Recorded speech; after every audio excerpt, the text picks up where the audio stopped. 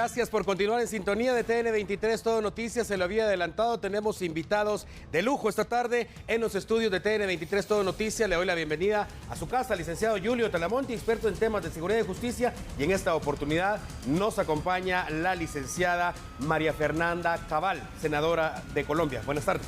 Muy buenas tardes y gracias por la invitación. Buenas tardes también a todos los televidentes y a usted también, licenciado senadora. Un placer que esté acá con nosotros para hablar precisamente de un tema que es por demás importante, la importancia del Estado de Derecho para nuestros países latinoamericanos. ¿Cuál es la importancia precisamente del Estado de Derecho, senadora? Bueno, el Estado de Derecho es institucionalidad, es solidez, es confianza, es garantías judiciales.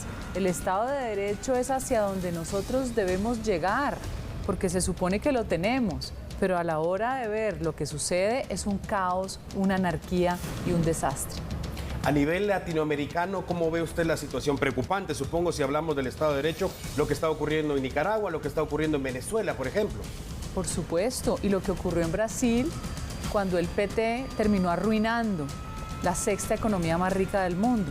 Entonces, Estado de Derecho es por definición todo ese marco normativo jurídico que nos garantiza a nosotros la libertad con los límites que debe tener entre unos y otros. Y es aquí donde precisamente, ya que estamos hablando de un marco normativo, de un tema eminentemente legal, las leyes, la justicia, ¿cómo podemos hablar de un Estado de Derecho cuando se cooptan los sistemas de justicia latinoamericanos y a veces hay injerencias extranjeras en los mismos? ¿Pasa esto en nuestros países?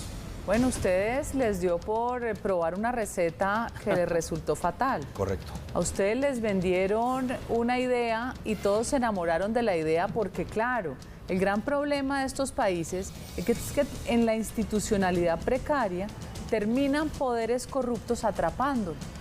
La corrupción en Guatemala llegó a límites insospechados. Se creyó que construyendo un tribunal supranacional se iba a resolver el problema como invocando al nuevo Robin Hood, pero de la justicia. Y el invento les salió peor, el remedio resultó peor que la enfermedad. Ustedes cedieron soberanía. Sobre todo considerando algo, licenciado Alan Alfaro y senadora.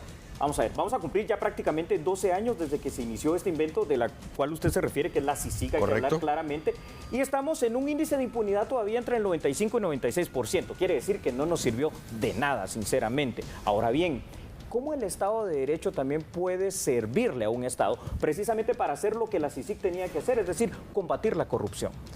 Es que se pueden tener estrategias para combatir la corrupción teniendo sentido común. Las entidades del Estado, como las empresas, tienen brechas por donde se fuga el dinero, por donde es más fácil la componenda de la contratación. Para eso están los jefes de control interno, para eso están los auditores, para eso están los organismos de control. Los inventos que por lo general nos pasan a nosotros los latinos y nos creemos más inteligentes que el resto del mundo, terminan generando distorsiones y desastres como lo que pasó aquí en Guatemala. Menciona usted una frase y me cae como balde de agua fría. Usted nos dice, ustedes cedieron soberanía. A veces, licenciado Talamonte, cuesta realmente entender. Hay una cantidad impresionante de guatemaltecos, hay que decirlo, que siguen con esa venda pensando que CICIG era el todopoderoso, panacea, ¿no? Que Iván Velázquez, incluso había gente que hablaba de la posibilidad en un momento que Iván Velázquez pudiera ser presidente de Guatemala. A ese nivel se llegó a distorsionar tanto y preocupa esto. Cedimos soberanía, licenciado Talamonte. Totalmente lo cedimos porque al final de cuentas este Estado guatemalteco en esta supuestamente nueva democracia que viene desde la década de los 80, en el 85, dio completamente todo a este experimento que dice la senadora. Es más, ojo con esto, y senadora, yo quisiera el análisis suyo para complementar la respuesta del licenciado Alan Alfaro. Llegó a tal que el combate a la corrupción se dejó por un lado y pasó CICIG al Congreso de la República a exigir reformas constitucionales, cosa que no le compete, lo cual yo veo ahí precisamente esa soberanía completamente cedida. La soberanía no solo se cedió, sino que lo más peligroso y que está pasando también actualmente es que las tres ramas del poder público, legislativo, ejecutivo y judicial, terminan pervertidas. Y cuando el poder judicial traspasa su límite y se involucra en política, es donde usted empieza a ver cómo peligra el sistema democrático. Y puedo hacer una pregunta con lo que dice la senadora. politización de la justicia. Absoluta. ¿Cómo estamos en Guatemala y en el resto de Latinoamérica? Terrible, terrible, porque se vuelve la dictadura de los jueces, que es la más peligrosa, porque el juez es el que nos quita la libertad. Senadora, si hablamos de la historia de Colombia, década 80, 90, todos en Latinoamérica, quizá a nivel mundial, tenemos... Lo primero que se nos viene a la mente es Pablo Escobar y los niveles de corrupción que alcanzó el gobierno colombiano, justamente producto de ese baño de sangre que provocaron los grupos del narcotráfico. Pero de alguna manera, y aún todavía con la sombra de la guerrilla, incluso el gobierno de Colombia ha venido a resurgir. Hoy por hoy es ejemplo de esa lucha contra la corrupción. Parecía en algún momento que no iban a salir jamás de ese agujero en el que estaban sumergidos producto de los niveles de corrupción de la droga.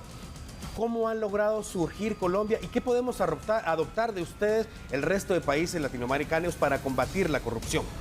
Bueno, hay que ser realistas. Colombia enfrentó la criminalidad más poderosa que jamás un estado en América Latina enfrentó de tal manera, porque la riqueza de Pablo Escobar tuvo la opción de corromper todo, la policía, el ejército, la armada, los jueces, los políticos. Nos tocaron periodos trágicos. Vino una constitución adicionalmente después del asesinato de Luis Carlos Galán, pero esa constitución fue aprovechada por la izquierda para meternos cierto veneno que hoy nos tiene el país muy anarquizado. Yo le quiero decir que así como logramos parcialmente superar los niveles de desastre, hoy en este momento, después del acuerdo de paz, tenemos 300.000 hectáreas de coca, somos los mayores cultivadores del mundo y estamos nuevamente a puertas de arriesgar la estabilidad institucional. Yo tengo dos breves preguntas para la senadora en este sentido.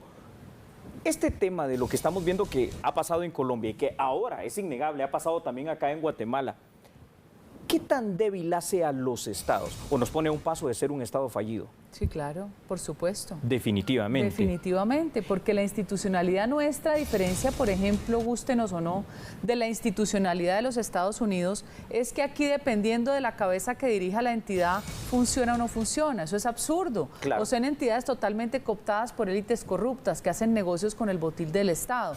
Entonces, aquí cualquier evento que arroje unos niveles de riesgo muy alto, usted inmediatamente deja de ser un Estado que dé garantías a sus ciudadanos. Y puedo poner sobre la mesa otra situación. A ver, hablaba la senadora María Fernanda Cabal acerca de los 3 poderes estatales. Aquí los tenemos, pero a veces pareciera que no sirven de nada, cuando también a través de estas situaciones, y ojo aquí con, esto fue una herencia de las que nos dejó CICIG, la Corte de Constitucionalidad, que rebasa a todos los 3 poderes estatales, incluyendo a la Corte Suprema, que de Suprema lo único que tiene es el nombre, se constituye en el verdadero presidente, en el verdadero poder ejecutivo y el poder judicial. ¿A qué niveles hemos llegado entonces? A un nivel de peligrosidad extrema, porque eso sucede en todos los regímenes donde las cortes o tribunales constitucionales cuyos miembros no son electos popularmente, pero que sus decisiones son obligatorias,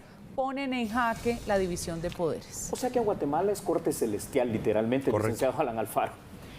Así es, y yo por mí la reformaría. En Colombia es igual, es un desastre. Desnaturalizan la norma, interpretan como se les da la gana la ley y terminan subvirtiendo precisamente el espíritu de las cosas. Hay que reformar, hay que volver a lo que era 3 magistrados, una sala dentro de la Corte Suprema de Justicia, simplemente haciendo control constitucional. Quiero hacerle 2 preguntas antes de ir finalizando con esta entrevista, senadora. Tenemos la idea, como le mencionaba, sabemos del problema que enfrentamos en Guatemala, producto de CICIG, etcétera, etcétera, pero lo vemos como guatemaltecos desde adentro y es distinto verlo desde afuera. ¿Cómo nos ve Colombia? La primera pregunta después del experimento de CICIG. ¿Y qué se dice en aquel país de Iván Velázquez? Ustedes son el perfecto ejemplo de cómo destruir una nación. Y se los digo porque yo lo he vivido en Colombia y yo sé cómo operan los organismos internacionales que dicen defender los derechos humanos y lo que hacen es coger el botín del dinero de los estados nuestros. Todos los organismos como la ONU son cooptados por todos los comunistas internacionales. Parece que fuera la caverna donde todos consiguen empleo. Si usted va a pedir trabajo no se lo dan, pero va al más izquierdoso y seguramente ahí encuentra asegurado su trabajo. Lo que ustedes han vivido y que la gente tiene que percibir es que no es creando monstruos que resuelven el problema de corrupción. Resolverlo es más complejo, tiene varios métodos, pero lo que ustedes crearon afecta es al ciudadano de a pie que cree que no lo va a tocar. Entonces ustedes crearon un monstruo, le generó una inestabilidad, una pelotera entre el gobierno que perdió gobernabilidad, un tribunal de constitucionalidad que todo el tiempo contrapone cuando no está electo y no tiene la legitimidad del voto popular. Tal vez para ir concluyendo, ya que estas preguntas que usted hacía eran realmente importantes y vitales, ¿de qué manera, para terminar esta entrevista prácticamente, senadora, puede Guatemala todavía rescatar este rumbo que se perdió durante estos prácticamente 12 años para llegar a encontrar el tan ansiado Estado de Derecho? Tienen elecciones. Yo lo que les recomiendo es que entiendan que siempre el enemigo está de cacería. Nuestros países caen con mucha facilidad. Venezuela era el estado más rico de América Latina y está en la indigencia absoluta. Los candidatos tienen la obligación de la conciencia moral, por lo menos los que tengan doctrina similar, de unirse para nuevamente generar esperanza en sus ciudadanos. Tienen una ventaja, creo yo. Tienen una fiscal que no es politizada, que entiendo que es una fiscal que imparte justicia. Eso va dando tranquilidad, eso se va recuperando poco a poco, pero hay que generar reformas porque no pueden tener una Corte Suprema inoperante, no pueden tener tribunales con más poder que la Corte Suprema y hay que ponerle control al Tribunal de Constitucionalidad. Senadora, muchas gracias de nuevo por estar con nosotros en TN23. Licenciado Talamonti, gracias a usted también. Bienvenido, como siempre, a su casa. Amigo televidente, es importante definitivamente hablar del Estado de Derecho y del por qué debemos luchar por el Estado de Derecho. Continuamos con más.